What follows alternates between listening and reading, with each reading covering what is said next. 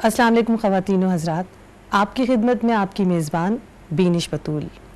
استحکام پاکستان میں ادب کا کردار 1 اگست سے 14 اگست تک اے ٹی وی کا مستقل جاری رہنے والا یہ سلسلہ، جس میں ہم ادب کی کسی نہ کسی نئی صنف سے روزانہ آپ کو متعارف کراتے ہیں، آج بھی ایک نہایت اہم موضوع لے کر آپ کی خدمت میں پیش ہوئے ہیں، اور موضوع ہے کہ استحکام پاکستان میں اقبال کے فکر و فن کا کردار۔ اور اس اہم موضوع پر گفتگو کرنے کے لیے جو شخصیت ہمارے ساتھ موجود ہیں، نہایت ممتاز لکھاری، دانشور اور محترم ادریس آزاد صاحب، شاعر بھی ہیں، دانشور بھی ہیں، اور ادریس آزاد صاحب میں آپ کو اپنے اس پروگرام میں خوش آمدید کہتی ہوں، اور آپ کی آمد واقعتاً ہمارے لیے ایک اعزاز ہے۔ اور اس اہم موضوع پہ گفتگو کرنے کے لیے، اور یہاں پہ میں یہ بھی اضافہ کرنا چاہوں گی کہ جب میں خود اردو ادب کا پرچہ دے رہی تھی ایم اے کا، تو میں اقبال سے سب سے زیادہ خوفزدہ تھی، اور مجھے سمجھ نہیں آتا تھا کہ ان کا کیسے مطالعہ کیا جائے گا، کیونکہ ان کا ایک ماشاءاللہ ایک قد ہے، ایک قداور شخصیت، اور اس کو پڑھنا اور مطالعہ کرنا، تو اس حیثیت سے آپ کا یہاں ہونا ماشاءاللہ آپ کے علم کی دلیل ہے۔ تو گفتگو شروع کرتے ہیں۔ سب سے پہلے تو یہ فرمائیے گا کہ اقبال کا تصور ریاست ہے کیا؟ تصور ریاست اقبال کا ایک معروف تصور ہے جو عام طور پہ ٹیکسٹ بکس کا بھی حصہ ہے اور پڑھایا جاتا ہے۔ دراصل اقبال کا تصور ریاست اسلام کے جو پہلے فلسفی ہیں الفارابی، ان سے کسی حد تک ماخوذ ہے۔ الفارابی سے، الفارابی سے مکمل تو نہیں لیکن کسی حد تک، اور وہ پہلے مسلم فلسفی ہیں جنہوں نے پولیٹیکل فلسفی پہ لکھا ہے اسلام میں۔ اور الفارابی نے جو ریاست کا تصور دیا ہے اس میں مدینۃ الفاضلہ ہے، اسی طرح مدینۃ الجمعیہ ہے۔ مدینۃ الجمعیہ، ہاں، یہ دو جو انہوں نے ریاستیں بتائی ہیں۔ مدینۃ الفاضلہ وہ ہے جہاں پیغمبر خود یا امام خود یا خلیفہ خود موجود ہو، جی، تو وہ تو خود شارع ہے، وہ خود شریعت میں اپنے حکم سے بھی تبدیلیاں کرتا ہے، جی، تو وہ جب موجود ہو تو وہ تو مدینۃ الفاضلہ ہو جاتی ہے۔ اس کو کہتے ہیں اسلام کی مثالی ریاست، جیسے مدینہ منورہ میں رسول اکرم صلی اللہ علیہ وآلہ وسلم کی حیات مبارکہ میں تھی، وہ مدینۃ الفاضلہ ہو گئی الفارابی کے مطابق۔ صحیح۔ تو دوسری مدینۃ الجمعیہ ہے، یہ جمہوری ریاست ہے، اور اس میں الفارابی نے کلیئر لکھا ہے کہ اس میں 2 اجزاء، ایک یہ کہ جو اس کی عوام ہے اس کو ارسطو کی ریاست کے، کیونکہ کہتے ہیں کہ الفارابی ارسطو کے یا یونانیوں کے شاگرد تھے، ایک ایسے شاگرد جو ان کی کتابیں پڑھ کے شاگرد بنے، کیونکہ صدیوں کا فاصلہ ہے بیچ میں ان دونوں کے درمیان۔ تو ارسطو کی ریاست پر وہ چل رہے تھے، اور ارسطو کی ریاست کا ایک جزو تھا، لیکن انہوں نے ایک جزو اس میں یہ اضافہ کیا ہے کہ ایسی ریاست جس میں عامت الناس کو جسمانی خوشی مسرت بھی میسر آئے اور روحانی سعادت بھی میسر آئے۔ مطلب ریاست کا باقاعدہ تصور پیش کر دیا گیا، تصور پیش کر دیا۔ یہ اقبال نے اس کو اپنے پاس، جب اقبال نے اس کو بیان کیا تو اقبال نے اس کو روحانی جمہوریت کہہ دیا، وہ حصہ جو الفارابی نے جوڑا ساتھ کہ مدینۃ الجمعیہ یا مدینۃ الجمہوریہ جو ہوگی اس میں عوام کو ان کی وہ مسرت بھی ملے گی جو ان کے جسموں کو چاہیے، اور ان کو وہ مسرت ملے گی جو ان کو اپنی ابدی زندگی کی، کیونکہ دین اور دنیا تو دونوں کو ساتھ لے کر چلنا ہے۔ بالکل، دونوں کو ساتھ لے کر چلنا ہے۔ تو اقبال کے ہاں یہ ہے کہ جب قرارداد پاکستان 23 مارچ 1940 کو منظور ہوئی تو قرارداد کے بعد قائد اعظم محمد علی جناح رحمۃ اللہ علیہ نے ہدایت جاری کی کہ کوئی ایک دستور ساز اسمبلی بنا دی، اور کہا کہ کوئی منشور ہونا چاہیے اس ملک کا جو ہم بنانے جا رہے ہیں، کوئی دستور ہونا چاہیے۔ تو اس ملک کا دستور بنانے میں یہ طے پایا، اور وہ دستور جو بنا اس کے پہلے باب کے اندر میں منشور میں لکھا ہے کہ فکر اقبال جو ہوگی وہ اس ملک کی رہنما ہوگی۔ اچھا، اب جب ہم جانتے ہیں کہ فکر اقبال آلریڈی پہلے سے روحانی جمہوریت کا تصور پیش کر رہی ہے، تو ریاست میں دستور کے اندر فکر اقبال اگر آئے گی تو روحانی جمہوریت آئے گی۔ اس پر مستزاد یہ ہے کہ 1932 میں لاہور میں آل انڈیا مسلم لیگ کا اجلاس ہوا، تو اقبال نے اس کی صدارت کی، تو اقبال نے اس میں کلیئر کہا کہ ایک ایسی مجلس تشکیل دی جائے جس میں اسلامی قانون کو سمجھنے کے ماہرین بھی اور جدید قانون کو سمجھنے کے ماہرین بھی دونوں وہاں مل بیٹھے، اور وہ جب تک کسی سفارش کو نہ بھیجیں تب تک کوئی فیصلہ نہ کیا جائے، کیونکہ دونوں کا ربط ضروری ہے، بہت ضروری ہے۔ اب یہ 1932 میں لکھنے کے بعد جب خطبات میں the reconstruction of religious thought in Islam جو اقبال کے خطبات ہیں، خطبات میں اقبال نے جب اسٹیٹ کا ریاست کا تصور پیش کیا تو صاف لکھ دیا کہ اجتہاد جو ہے وہ اس ریاست کا بنیادی ستون ہوگا، اور اجتہاد کا جو کام ہے وہ کس کے ذمہ ہے؟ مولویوں کے ذمہ نہیں ہے، وہ پارلیمنٹ کرے گی. So that is huge difference کہ جو کہہ دیا پارلیمنٹ اجتہاد کرے گی، اور یہ بڑی نئی بات تھی، نیا تصور تھا یہ. تو یہ ایک اقبال کی جو ریاست ہے اس کے تصور میں یہ بنیادی چیز ہے کہ بہترین ریاست کا ماڈل انہوں نے دیا. اس میں جو ہے اختیار جو پارلیمنٹ کے پاس ہوگا اسلامی بھی. اور چلیں یہ تو آپ نے کمال عمدگی سے واضح کیا کہ تصور ریاست کیا تھا. یہ بھی فرمائیے کہ اقبال کا نظریہ فن کیا ہے آخر؟ یہ تو بہت ہی اچھا سوال ہے، یہ تو بہت ضروری سوال ہے، بہت ہی ضروری اور بہت ہی اچھا سوال ہے. جی دیکھیں نظریہ فن دو قسم کے ہیں دنیا میں، ایک ہے فن برائے فن اور ایک ہے فن برائے زندگی. اب جو فن برائے فن ہے وہ بھی جب ہم اس کے فلسفے کو پڑھتے ہیں تو دل کو موہ لیتا ہے، کیونکہ وہ بڑی خوبصورت باتیں کرتے ہیں کہ دیکھیں جی فن کا مقصد یہ ہے کہ وہ حسین ہو. جی اس کا کسی نظریے کے ساتھ اٹیچ ہونا ضروری نہیں ہے. فن کو آلہ نہ بناؤ، ہتھیار نہ بناؤ کسی اسلام کو یا کسی کمیونزم کو پھیلانے کا. فن کو آزاد چھوڑ دو. فن جو ہے یہ ایک فضول سی بات ہے، فن کو محدود کر دیتی ہے یہ چیز. وہ تو لامحدود ہے، اس کی تو لامحدود ہے. اب یہ ہو گیا پرواز کو نہ روکو. ایگزیکٹلی. اب یہ ہو گیا فن برائے فن. اور دوسرا اس کے اپوزٹ نظریہ ہے وہ ہے فن برائے زندگی.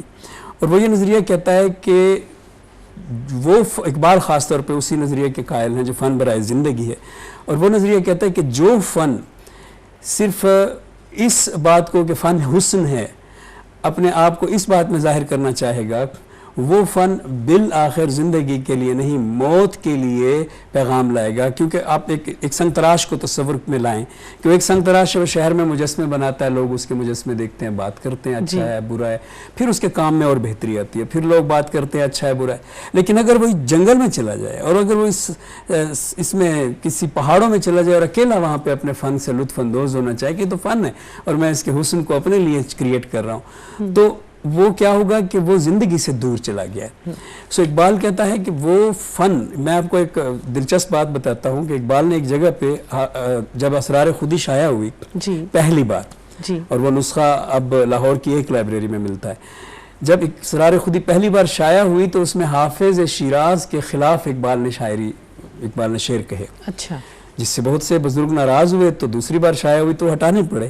لیکن جب اقبال سے بار بار پوچھا گیا کہ آپ کیوں حافظ کو ناپسند کرتے ہیں، وہ بھی فارسی ہیں، اور رومی کو آپ اپنا پیر کہتے ہیں، وہ بھی فارسی ہیں، تو ہمیں فرق تو بتائیں.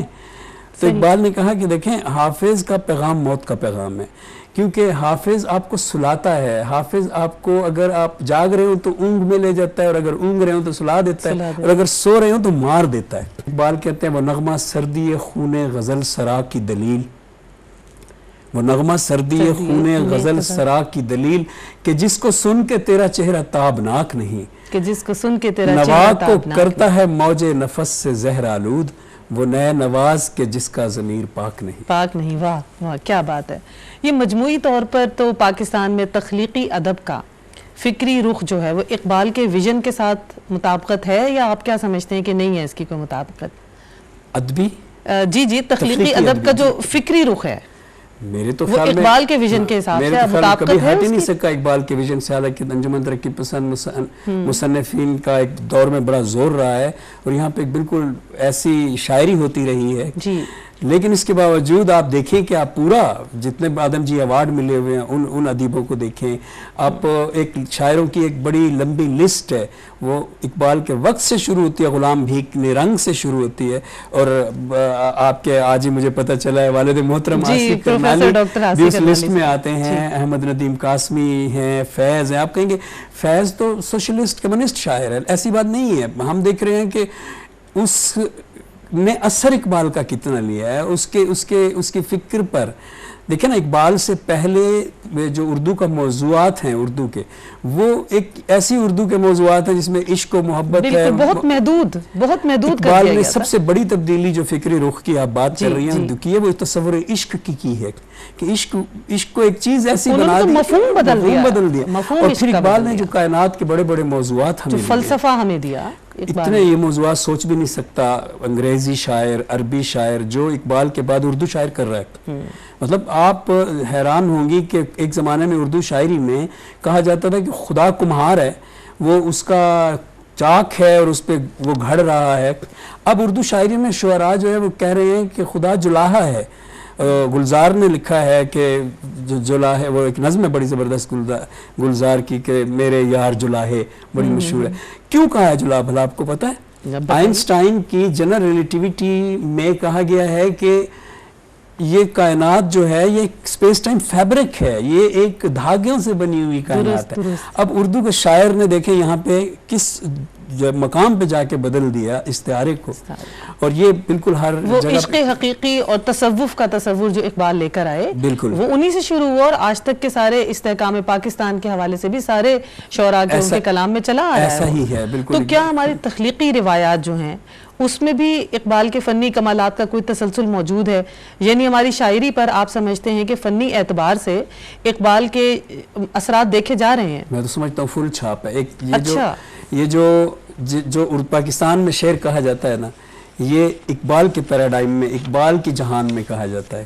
یہ داغ کے جہان میں نہیں ہے، یہ رامپوریوں کا لہجہ نہیں ہے، یہ لکھنؤ کا لہجہ نہیں ہے، یہ لاہور کا لہجہ نہیں ہے، یہ اقبال کا لہجہ ہے. اقبال کا لہجہ. اور آپ دیکھیں نا فیض کے پاس جو تراکیب ہیں، آپ دیکھیں چشم نم، جان شوریدہ، یعنی آپ فیض کو بڑی مختلف انہوں نے وہ فیض کے جہان کو دیکھیں، فیض کے موضوعات کو دیکھیں، آپ فراز کو دیکھیں، آپ مطلب کس کا میں نام لوں، احمد ندیم قاسمی کو دیکھیں.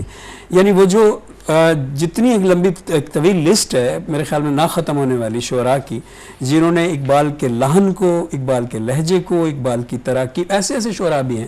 ایک زمانہ تھا کہ لوگ جان بوجھ کے اقبال کے لہجے میں کہتے تھے. وہ عشاق اقبال تھے. مجھے تلوک چند محروم ایک شاعر تھے، وہ اقبال کی ہر نظم کا عنوان لیتے تھے اور پھر اس پہ دوبارہ نظم لکھتے تھے، اور دشمنی میں نہیں، محبت میں. اچھا کچھ شعراء ایسے بھی جو تھے جو اقبال کو مخالف تھے اقبال کے، لیکن وہ اقبال کے لحن میں شعر کہتے تھے، اور ساحر لدھیانوی ان میں سے ایک ہیں. اور پھر کئی دفعہ وہ چلتے چلتے اقبال کو مخاطب کرتے تھے. ابھی ساحر لدھیانوی نے کہا ہے نا، ثنا خان تقدیس مشرق کہاں ہیں، ثنا خان تقدیس مشرق کو لاؤ. تو یا مخالف ہے یا حامی ہے، اقبال اس پہ سوار ہے اور یا وہ اس کو جواب دے رہا ہے. اب فیض کی وہ نظم دیکھیں، یہ گلیوں کے آوارہ بیکار کتے کے بخشا گیا جن کو ذوق گدائی. جوش کو دیکھیں، جوش کو دیکھیں. جوش کا تو بعض اوقات کسی کو شعر سنایا جائے نا تو لوگوں کو پتہ ہی نہیں چلتا ہے کہ اقبال کا ہے. میں آپ کو سناتا ہوں. اس قدر اثر نمایاں. اوہام کا رباب، قدامت کا ارغنو، فرسودگی کا سحر، روایات کا فسو، اقوال کا میراق، حکایات کا جنو، رسم و رواج و صحبت و میراث و نسل و خون. افسوس یہ وہ حلقہ دام خیال ہے جس سے بڑے بڑوں کا نکلنا محال ہے. کیا بات ہے، کیا بات ہے. یہیں پر میں اس کو گفتگو کو تھوڑی دیر کے لیے منقطع کرنا چاہوں گی کیونکہ ہمیں بریک پہ جانا ہے. آکے نوجوان نسل کے بارے میں آپ سے پوچھیں گے. اور ناظرین ہم ابھی آتے ہیں ٹیک اے بریک. ویلکم بیک ناظرین. ہمیں خوشی ہے کہ آپ اس اہم اور بھرپور معلوماتی پروگرام میں ہمارے ساتھ موجود ہیں. جناب محترم یہ بتائیے گا کہ استحکام پاکستان کے حوالے سے نوجوان نسل پر اقبال کے کیا اثرات آئے، کیا مرتب ہوئے اور کیا پر امید ہیں اس حوالے سے؟ نوجوان ہمیشہ اقبالیان ہی رہا ہے. اگر اس پر کچھ چند ایک علاقوں میں نیشنلسٹ اثرات نہ ہوں تو ہمارا نوجوان ہر دور میں اقبالیان ہی رہا ہے. اقبال ایک تشخص کا نام ہے. اقبال ایک ایسی تہذیبی شناخت کے ساتھ آپ کو جوڑ دیتا ہے کہ جو پاکستانیوں کے علاوہ کسی مسلم کنٹری کے کسی شہری کے پاس نہیں ہے. ہمارے بنگالی ہم سے علیحدہ ہوتے ہی بنگالی ہو گئے ہیں، لیکن پاکستانی ان جو اقبال نے، میں نے پہلے بھی بات کہا ہے، دو چیزوں کو جوڑا نا کہ روحانی شناخت اور جسمانی شناخت. جسمانی شناخت ہماری وطن پاکستان سے، وطن عزیز سے، اور روحانی شناخت کو آپ نے اقبال کے مصرعے میں سنا ہوا بھی ہے. خاص ہے ترکیب میں قوم رسول ہاشمی، اپنی ملت پر قیاس اقوام مغرب سے نہ کر، خاص ہے ترکیب میں قوم رسول ہاشمی. تو ہمارا نوجوان تو ایک سراپا. اور میں ایک آپ کو مزے کی بات بتاؤں، پچھلے جو دور گزرے ہیں جتنے بھی، بھٹو کا دور بھی میں بھی مثالیں دے سکتا ہوں میں، اور اس سے پچھلے ادوار میں بھی، لیکن یہ جو دور آج ہم دیکھ رہے ہیں یہ دور ہے مایوسی سے امید کی طرف سفر کا دور. آپ ذرا امیجن کریں بیٹا کہ آپ 2001 میں ہیں تو وہ آپ امیجن کریں کہ اگر آپ 2001 میں ہیں تو پھر آپ ایک ایسے دور میں ہیں جو ٹوٹل مایوسی کا دور ہے، آپ بالکل بند ہیں، ہر حوالے سے، قومیت دنیا کے، آپ کو دہشت گرد کہہ رہی ہے، دنیا آپ کو ہر لحاظ سے برا کہہ رہی ہے، بین الاقوامی پریشر ہے، ایگزیکٹلی ابھی بھی ہم پہ چھوٹے موٹے الزامات ہیں، لیکن یہ جو دور حاضر اس وقت عمران کے دور کے میں بات کر رہا ہوں ہے، یہ مایوسی سے امید کی طرف تیزی سے سفر ہے، سلو بھی نہیں.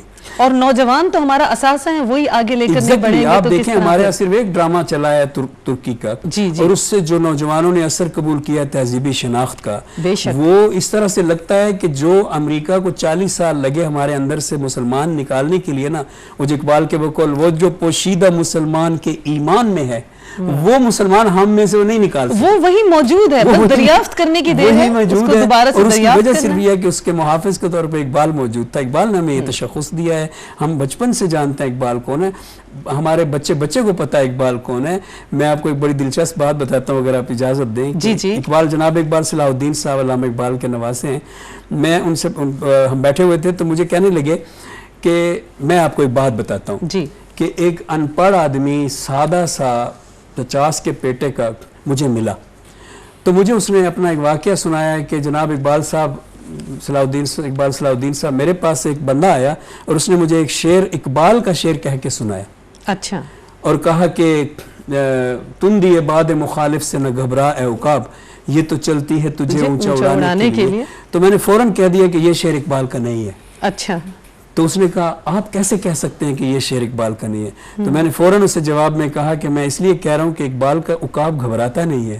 واہ کیا خوبصورت. اب اندازہ کریں نا کہ وہ بچہ عام ان پڑھ آدمی اقبال کو بھی پتا ہے کہ اقبال اور عقاب اور شاہین کا جو تصور ہے وہ کیا ہے، فکری روح جس کا آپ کہہ رہے ہیں نا، وہ جانتا ہے اس سے واقف. تو جو استحکام پاکستان کے حوالے سے کیونکہ ہم بات کر رہے ہیں تو اس میں اقبال کے فکر و فن کا کردار کیا ہے، کیا سمجھتے ہیں؟ میں تو سمجھتا ہوں پاکستان کے اگر آج ایٹمی طاقت ہے تو یہ اقبال کے فکر و فن کا کردار ہے کہ پاکستان آج اچھا بڑی بات ہے. یہ تو بڑی بات. دیکھیں فکر اقبال کیا ہے، سمپل لفظوں میں لیا جائے تو فکر اقبال ایک فرد یا جماعت کی اس دوہری طاقت کا نام ہے جو اس کو جسمانی طور پہ بھی حاصل کرنی ہے، جو اس کو قلبی طور پہ روحانی طور پہ بھی حاصل کرنی ہے.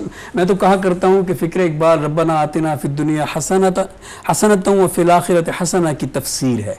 فکر اقبال آپ کو اگر آپ سچے دل سے یعنی اقبال کو پڑھیں تو آپ ایک وقت میں ایسے ہو جاتے ہیں کہ آپ جو اقبال چاہتا ہے دیندار شخص بھی ہوتے ہیں اور پھر بھی آپ بدصورت نہیں لگتے کیونکہ آپ مذہبی پیشوا نہیں ہوتے، کیونکہ آپ ملا نہیں ہوتے. آپ مومن خوبصورت ہوتا ہے اور اقبال مسلمان کو خوبصورت سے خوبصورت بناتا ہے. مومن کی تو شان یہی ہے، اس کو طاقتور کرتا چلا جاتا ہے اقبال مومن کو، اور اس کو اقبال اندرونی قوت دیتا ہے. اقبال آپ کو بتاتا ہے کہ یہ جہاں جو ہے اس پہ قناعت تو ہی ناداں چند کلیوں پر قناعت کر گیا، ورنہ گلشن میں علاج تنگی داماں بھی تھا. اور ہر لحظہ ہے مومن کی نئی شان، نئی ہر لحظہ ہے مومن کی نئی.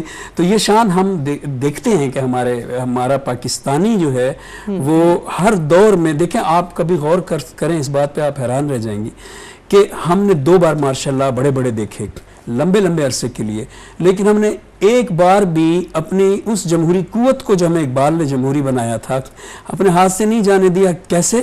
ہم نے کبھی مذہبی پیشوائیت کو منتخب نہیں کیا اسمبلی کے لیے. اور اس کے مقابلے میں انڈیا کو دیکھیں، وہاں پہ پوری جمہوریت نے اپنا سارا دور گزارا ہے، لیکن انہوں نے جو مذہبیوں کو منتخب کرنا شروع کیا آج وہ ان سے جان نہیں چھڑا پا رہے. 15 سال تیسری چوتھی حکومت ان کی جا رہی ہے اور وہاں پہ صرف مذہبی حکومت کی وجہ سے جو کام خراب ہو رہے ہیں آپ اپنی آنکھوں سے دیکھ رہے ہیں. اچھا وہاں جمہوریت نے تربیت کی بھی، لوگ جمہوری نہیں ہو سکے، اور یہاں پہ اتنے بڑے ماشاءاللہ بھی لگے، تو ہم کیسے جمہوری ہیں کہ ہم نے 40 سال کا وہ قدغن گزارنے کے بعد جو ضیاء الحق کے زمانے میں اور روس کی سرد جنگ اور گرم جنگ کے زمانے میں ہم نے دیکھا ہے، اس کے بعد جو ہی ہم اس سے نکلے، اس عذاب سے نکلے، ہم فوراً ویسے ہی جمہوری تھے. ہم نے پہلی حکومت بھی وہ بنائی جس میں ایک بھی مذہبی پیشوا نہیں بیٹھا. کیونکہ ظاہر ہے کہ ہمارے پاس علامہ اقبال تھے، قائد اعظم تھے، جذبہ تھا، نوجوان تھے، ہمارے پاس وہ ایک ہمت، حوصلہ اور ساتھ اللہ کی مدد.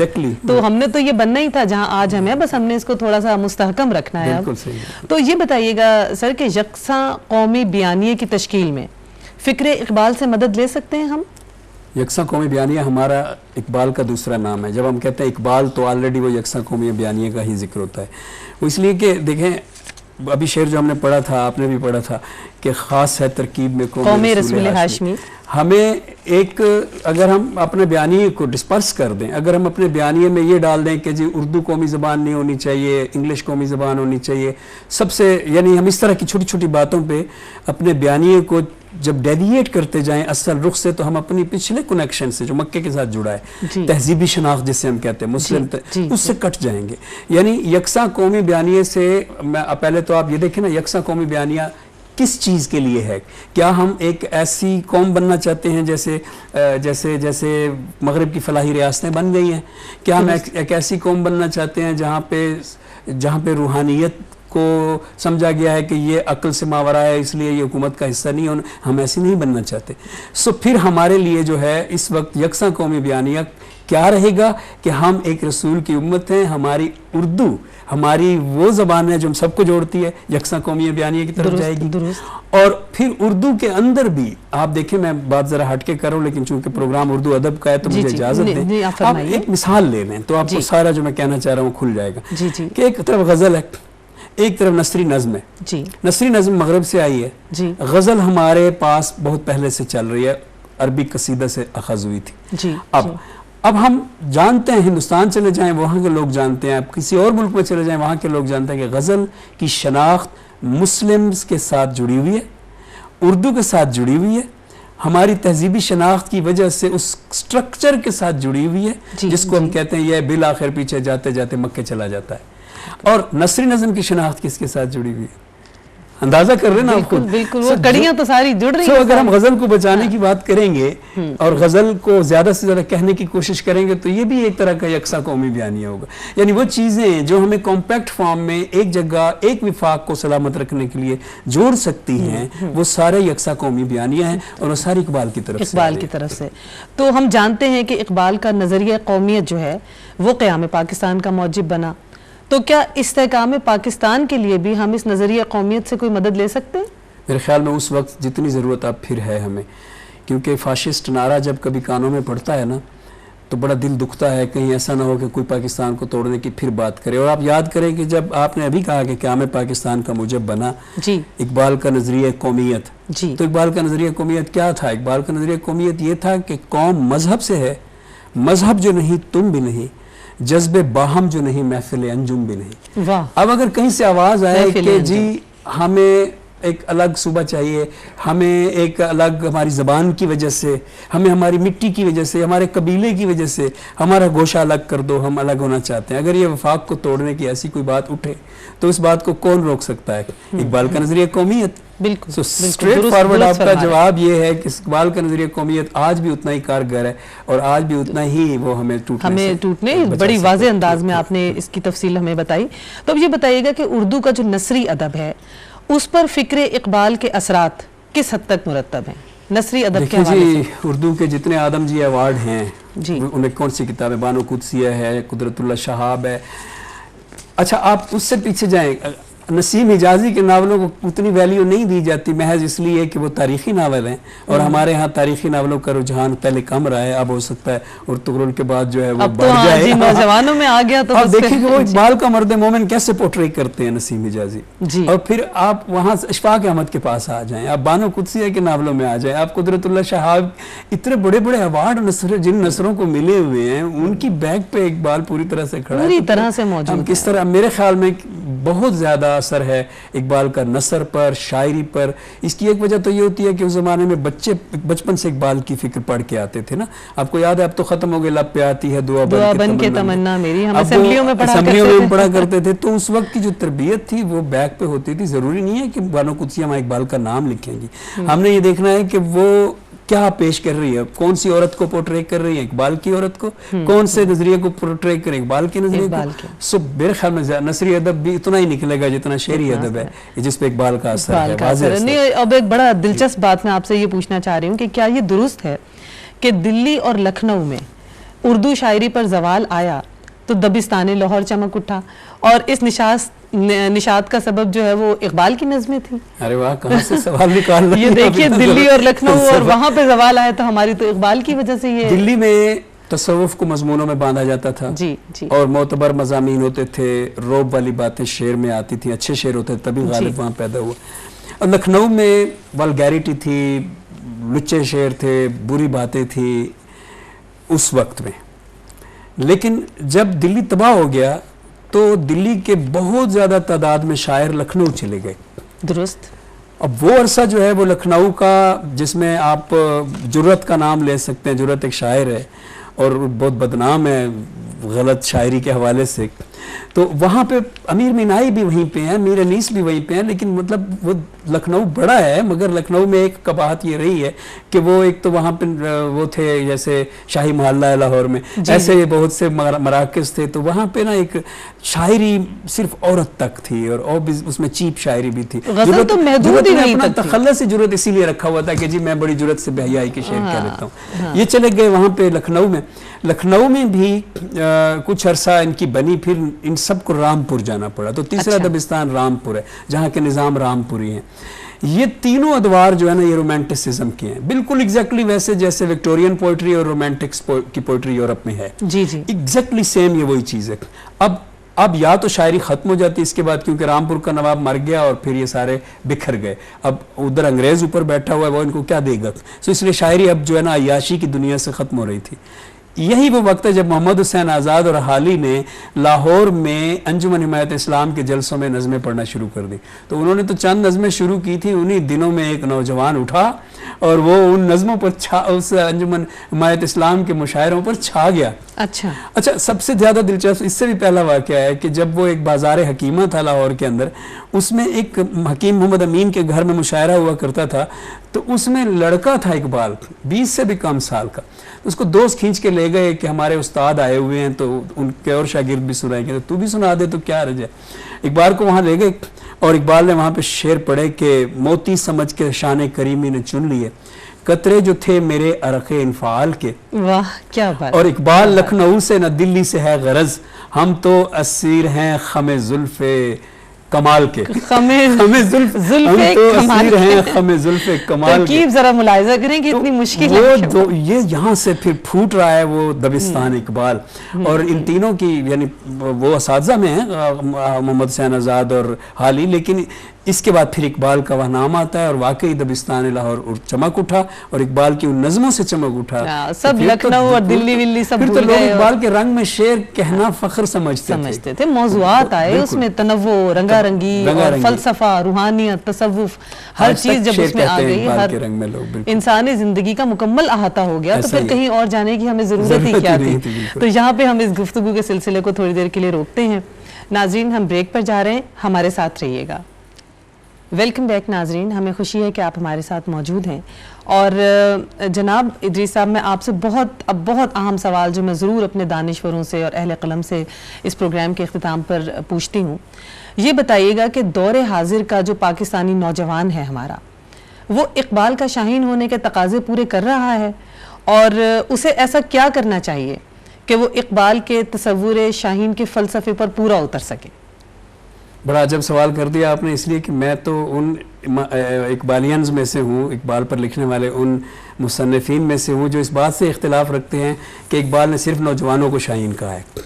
میں کہتا ہوں کہ بڑی خوبصورت بات آپ نے کہی ہے، تو واقعی نوجوان ہی. اس کی وجہ یہ نہیں ہے کہ ہم اب بڑے عمر کے ہو گئے ہیں تو ہمیں بھی شاہین کہا جائے اور اس لیے میں جو ہے وہ نوجوانوں پہ اعتراض کروں. نہیں، اصل میں یہ کہنا چاہتا ہوں، میرا مدعا یہ ہے کہ یہ کوئی تصور جو ضیاء الحق کے زمانے میں ڈیولپ ہوا ہے 80s میں کہ شاہین کا مطلب ہے کہ نوجوان مجاہد بن کے جو ہے وہ لڑے بھیڑے، یہ تصور جو ہے نا اقبال کے شاہین کا نہیں ہے. اقبال نے خود سید سلمان ندوی کو ایک خط میں لکھا ہے کہ شاہین سے میری مراد درویش صفت انسان ہے. اچھا، یہ آپ نیا تصور ایک بیان کر رہے ہیں. جی، درویش صفت انسان ہے. اور ایک ساتھ ہی اقبال کے جو الفاظ وہاں پہ موجود ہیں اس خط میں، درویش صفت انسان ہے جو گھر نہیں بناتا، جو مرا ہوا شکار نہیں کھاتا، جو بلند پرواز ہے اور جو بھوکا بھی رہ لیتا ہے. یعنی اس کو ارتقاء کی ایک ایسی سمبل سمجھا اقبال نے شاہین کو کہ جو اگر مرد مومن میں یہ صلاحیتیں، یہ خوبیاں، جیسے حضرت علی کی زندگی کو ذرا دیکھیں، بوذر و سلمان و حیدر کا اقبال کیوں بہت نام لیتا ہے کہ وہ یہی قسم کے وہ شاہین ہیں. اور وہ یقیناً کوئی 18 سال کی عمر یا 20 سال کی عمر کے لیے اقبال نے یہ نہیں کہا. تو پہلا تو یہ کہ میرا اس بات سے ہی اختلاف ہے کہ اقبال جو ہے وہ شاہین نوجوانوں کو کہا کرتے ہیں. ہاں کچھ شعروں میں شاہین بچوں کا, شاہین نوجوانوں کا ذکر ہے, لیکن دراصل اقبال شاہین کو اس کو کہتے ہیں. دوسری بات یہ ہے کہ جب تک ہمیں اقبال کا تصور شاہین اپنے بیانیے میں, اور خاص طور پہ آج کل تو یکساں بیانیے کی بات ہو رہی ہے, تو یہ بات دوبارہ سے اٹھنی چاہیے. شاہین کا تصور جب تک ہم اپنے بیانیے میں درست نہیں کرتے, ضیاء الحق والا موجود رہے گا. اچھا. اور اگر ضیاء الحق والا موجود رہا ہے تو وہ جھپٹنا پلٹنا, پلٹ کر جھپٹنا, لہو گرم رکھنے کا ایک بہانہ والا ایک شعر سامنے آتا رہے گا, اور جو زیادہ لڑاکا بچہ ہوگا ہم کہیں گے وہ زیادہ بڑا شاہین ہے. ایسی بات نہیں ہے. جو زیادہ غیر لڑاکا ہوگا اس کو ہمیں شاہین کہنا چاہیے. بات یوں ہے کہ اقبال کا تصور شاہین دراصل اقبال کے فلسفہ عرضی پیوستگی سے برآمد ہو رہا ہے. اقبال کا ایک فلسفہ ہے جس کے بارے میں نے ایک کتاب بھی لکھی ہے جی, اور میں سمجھتا ہوں کہ اقبال پہ یہ جتنے الزامات جو ہیں کہ اقبال کا اپنا فلسفہ کوئی نہیں ہے, اس کا زمان و مقام برگسان سے آیا ہے, اقبال کا نظریہ مرد مومن سپرمین سے آیا ہے جو نیٹشے کا نظریہ ہے. اچھا. ایک سب کو سونپ دیا فلسفیوں کو کہ اقبال نے سب کچھ وہاں سے چوری کیا. اچھا. میں سمجھتا ہوں کہ یہ جو کہا جاتا ہے یہ اپنی جگہ سب درست ہوگا. اقبال برگسان سے ملے بھی ہیں, برگسان والا نظریہ زمان و مکان کا پیش بھی کرتے ہیں, تو یہ درست ہوگا. لیکن جو اقبال کا اپنا فلسفہ ہے اس کو اگنور کیا گیا ہے, اور 80s کے بعد تو جان بوجھ کے کیا گیا ہے. اور 80s سے پہلے ڈاکٹر جاوید اقبال کے علاوہ کسی نے اس پہ نظر ہی نہیں ڈالی. اقبال کے اپنے بیٹے کے علاوہ کبھی نے کسی نے اس پہ نظر ہی نہیں ڈالی. یا سید نذیر نیازی نے اقبال کی زندگی میں ڈالی تھی, اور یا میں سمجھتا ہوں کہ میں نے جو اب کتاب لکھی ہے وہ اس پہ ڈیٹیلڈ ہے. وہ یہ ہے کہ اقبال کا فلسفہ ہے عرضی پیوستگی, ارتھ روٹڈنس. اقبال کہتے ہیں nearer the earth degrades the value of life. We want an anti gravitational force in order to get success. ہمیں دنیا میں تھرائیو کرنے کے لیے جانوروں, پرندوں, پودوں, ان کی زندگیوں پہ غور کرنا چاہیے. تو ہمیں ایک بات نظر آئے گی کہ جب ہم پودوں کو دیکھتے ہیں تو ان میں سے کچھ پودے جو زمین کے اندر اگتے ہیں اور پھر ہم انہیں کھاتے ہیں, جیسے مولی ہے, گاجر ہے. کچھ پودے ہیں جو زمین سے دور اگتے ہیں, جیسے ناریل ہے یا کھجور ہے. آپ ان دونوں کی توانائی کا لیول دیکھیں. اقبال کو شاید یہ تصور, میں نے کتاب میں اپنی میں یہ بات بیان کی ہے کہ اقبال کو شاید یہ تصور قرآن پاک سے ملا ہے, اور ملا ہوگا ضرور وہیں سے ملا ہوگا, ان کے خیال تو وہاں سارے موجود ہیں. کیونکہ جب موسیٰ علیہ السلام سے ان کی قوم نے بار بار کہا نا ہمیں نہیں چاہیے آسمانی غذا من و سلوہ, تو ہمیں تو 2 وفومہا وعدسہا وبصلہا, ہمیں تو 2 پیاز اور ککڑیاں اور وہ جو زمین کے نیچے اگتی ہیں. تو وہاں پہ آیت ہے کہ قال تستبدلون الذی هو ادنی بالذی هو خیر, کہ تم جو ادنا ہے اس کو خیر والے کے ساتھ بدل دینا چاہتے ہو جو کہ اعلیٰ ہے. یعنی اقبال نے ایک پھر فلسفہ پیش کیا ہے جو بہت سے شاعری اقبال کی کور کرتی ہے, اس کو ساری نثر کور کرتی ہے, اقبال کے سارے اردو کے مضامین اس کو کور کرتے ہیں. وہ ایک ہی فلسفہ ہے, وہ یہ ہے کہ جو جانور زمین کے, جیسے چیونٹی اور عقاب والی نظم دیکھیں. چیونٹی عقاب سے کہتی ہے میں پائے مال و خوار و زبوں حال و درد مند, تیرا مقام کیوں ہے ستاروں سے بھی بلند. تو عقاب جواب میں کہتا ہے تو رزق اپنا ڈھونڈتی ہے خاک کے راہ میں نو سپہر کو نہیں لاتا نگاہ میں. پھر اسی طرح اقبال کی ایک نظم اور دیکھیں, ابوالعلا مورری. اس میں ابوالعلا مورری ایک فلسفی ہیں جنہوں نے 2 کتابیں بھی بہت مشہور لکھی ہیں, غفران اور لزومات. ان کے بارے میں اقبال کی نظم دیکھیں کہ وہ کہتے ہیں کبھی گوشت نہ کھاتا تھا مورری, اچھا پھل پھول پہ کرتا تھا ہمیشہ گزر اوقات. ایک دوست نے بھونا ہوا تیتر اسے بھیجا, شاید کہ وہ شاطر اسی ترکیب سے ہو مات. یہ خوانے تر و تازہ مورری نے جو دیکھا, کہنے لگا وہ صاحب غفران و لزومات, اے مرغہ کے بے چارہ ذرا یہ تو بتا تو, تیرا وہ گناہ کیا تھا ہے یہ جس کی مکافات. افسوس صد افسوس کے شاہی نہ بنا تو, دیکھے نہ تیری آنکھ نے فطرت کے اشارات.